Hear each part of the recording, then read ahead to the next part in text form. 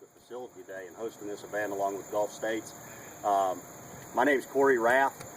This is Craig Kelly over here and Richard Adkins. What we're going to do a little bit of today, we're going to show you guys our we're going to shoot into 10% ordnance gelatin. We're going to shoot our critical duty handgun ammunition, as well as we'll do some carbine rifle, as well as some 308 stuff.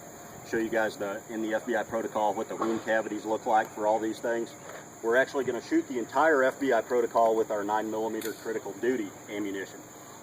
For those of you that haven't seen any of the data or anything on this, we came out with critical duty about 3 years ago. It was our first real entry into the law enforcement market with pistol ammunition. Bullets actually almost 10 years in development. The FBI has got their standard from back in 1986 with the Miami shooting that went south down there. The FBI created what they call the FBI protocol, which consists of a bare gel, a heavy clothing barrier, which is 2 layers of cotton t-shirt, fleece, denim material, 2 half-inch pieces of sheetrock, 3/4 inch 5-layer sheet of plywood, 2 layers of 20-gauge sheet metal to simulate the car door, and an auto glass windshield set on a 45 offset 15 degrees.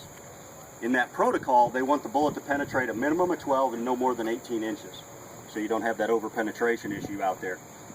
When we started trying to work on a bullet that would perform within the FBI's parameters, we noticed a few different things on bullets that we didn't like out there in the market. The first thing that you guys have got, majority of you are probably shooting today, is a bonded round. The problem that we had with bonded rounds when we started trying to test those in the FBI protocol is, to get a jacket and core to bond together, you've got to use an extremely soft lead, literally the softest lead available.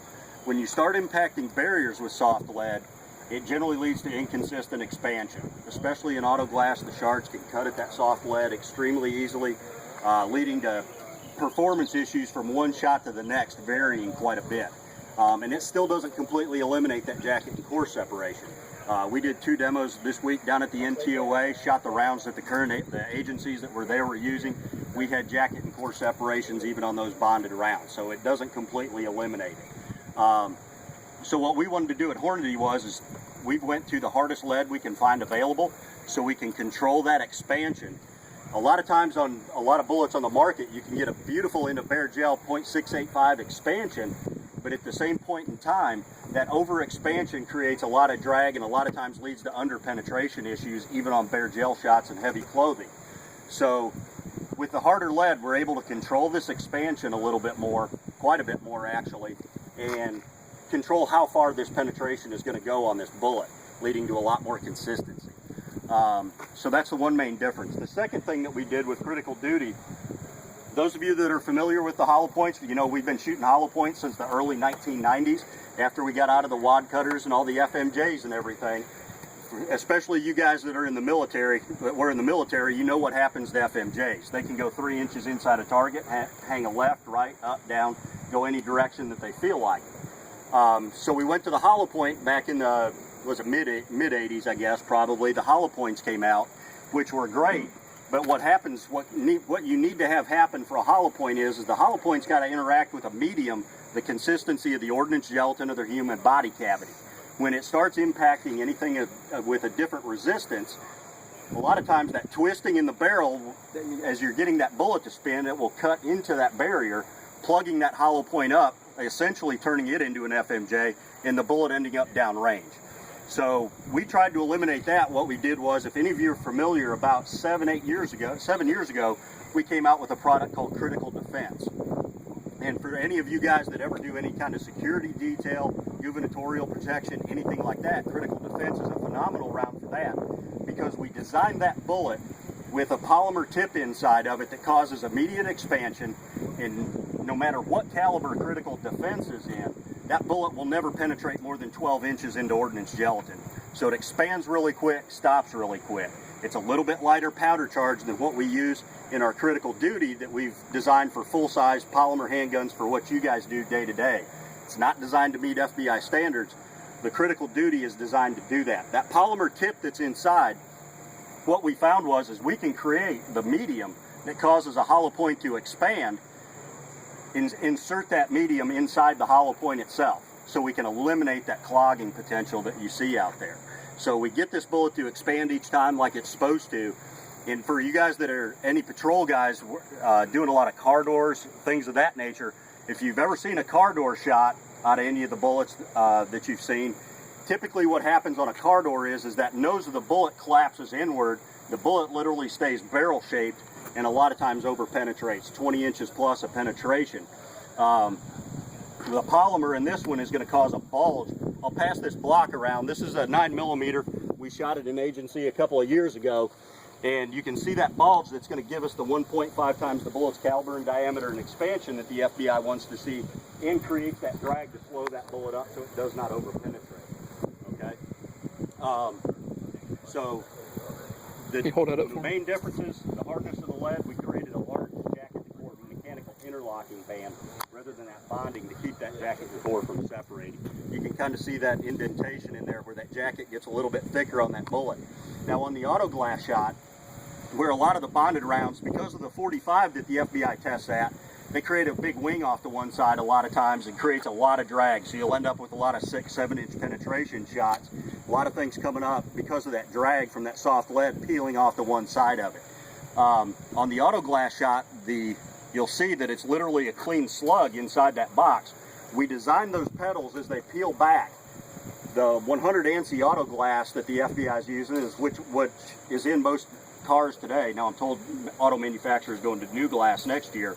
FBI will probably change something in the protocol for that. But what we designed those petals, they're of the thickness, so the shards on the auto glass will literally cut those petals completely off, giving you one good clean slug that's going to give you that adequate penetration every time, get you that 12 inches that we want to see. So there's a lot that went into this bullet. We literally spent 10 years in the design of this thing to get it to where we wanted it to be. For those of you that are shooting 45s, last year alone I shot over 1,200 times in ordnance gelatin with either ours or our competition's pistol ammunition. I can tell you honestly that the 45s, because of the size of the hollow point, 45 will plug more than the 40, and the 40 will plug more than the 9, just based on how much easier it is for the larger hollow point to get foreign material inside of it. When we originally came out with critical duty, some of you guys may be using it already. First year we only had 9 and 40 out. Steve Hornady, our owner, said, I don't think we can ever get a 45 to perform because 45s expand so much so fast. There was a lot of under penetration on 45s going on out there. We went to a 220 plus P in that thing. We cut the grain weight down a little bit. We've got phenomenal expansion on this thing, and it performs extremely well. Auto glass on our 45 literally goes 14 inches every single time out of that gun. The other thing that I'll mention to you, just a little bit, a lot of you, I've already heard it from about 15 of you this morning, is delivery times out there in the marketplace. A lot of you are waiting 6, 10, 12, 16 months. I was at Fort Worth PD earlier this year doing a demo for those guys. They were 16 months waiting on the current round that they were deploying for their officers out there. The one thing that's different, we like to call them at Hornady, they're the big three, Winchester, Remington, and Federal. Great companies. You know, in this industry, for the overall, it's pretty small. We build a lot of bullets in the marketplace for other manufacturers as well. A lot of our stuff is proprietary that we put in the Hornady boxes. But the ownership at Hornady, we're a family-owned business. We don't have a board of directors. We don't have anything else to deal with. So if you ever have any problems or we need a new bullet designed or anything, we got one guy to go to, Jason Hornady, and he makes all the decisions. And last year, during this whole ammo crunch that everybody was facing out there, Jason Hornady told me, he said, if I ever get outside in 90 days with a departmental drop ship, I need to know about it. He said, you know, our 223 and 308 stuff got out around 120, but our handgun, we continued to deliver in 60 to 90 days. We're typically under 30 days on handgun right now, and our rifle stuff is right around that 90-day mark on rifle ammo. I've actually, some of that stuff, if it's a run time, if you place an order when we're running it, probably going to ship the same week. I just shipped Mississippi Division of Narcotics, all their 308 ammo that they placed 2 weeks ago, shipped it to them in less than 5 days. So it was on the machines at the time, it was running, so we knew we needed more, and we were able to get more built and everything and keep that out there. Our lot runs at Hornady too, where we test fire first 5, middle 5, and last 5 off of every lot of ammunition we build at Hornady. We do pressure tests, accuracy tests, and everything off of the first, center, and last 5 to make sure that we're maintaining our tolerances. Our lot sizes are literally half of what the competition is using these days as well. So we try and focus on an accuracy and a performance based company is what we're focused on. But the delivery times out there for law enforcement right now, just a lot quicker. We are the smallest of the four as far as an ammunition company goes. However, we build more bullets than anybody in the world. We're the world's largest bullet manufacturer. That's kind of where our expertise is. Our engineering staff at Hornady that's designing all of our new products up there is literally 3 times the size of what anybody else in the industry has got as far as an engineering staff. So we've got a lot of good people working on some neat stuff up there all the time. So what we'll do now is, anybody have any questions or anything, any comments? What we'll do now is I'm going to shoot the FBI protocol here with our 9mm plus P. I chose this one primarily. We're seeing a lot of law enforcement go back to it. If anybody is sent up to the FBI, requested it on departmental letterhead. Last year was the first year that the FBI tested our handgun ammunition at Hornady. It wasn't out 2 years prior when they did a complete law enforcement test. You can send up to the FBI on your letterhead, get a request, and they will send you what their test results were on every handgun ammunition that was that they tested that's out on the market today. So you guys have got that data available to you, and I wouldn't be telling you that if we didn't score really, really well. So, but we're seeing agencies out there. I've already done this year: Georgia State Patrol, Mississippi, Dallas, Fort Worth, Texas DPS, all going back to 9mm this year.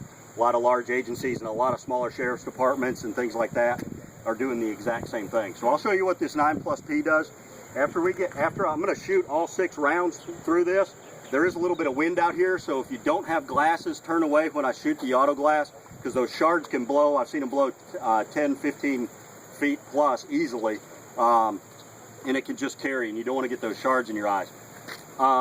Try and stay back off of center when I shoot the steel shot, so if you guys would peel off to the side, because the captain out at DPS did take the steel is going to punch a round disc in there, and sometimes those discs will bounce off something and come backward, and he took one in the nose and gave himself a little bit of cut when we were out in Austin or Florence a few weeks ago. So be mindful of that. So we'll run through this. After I'm done shooting all 6, we're going to go up, we're going to extract all those bullets out of the gel. You all feel free to walk up at that point in time, and we'll take measurements and extract this.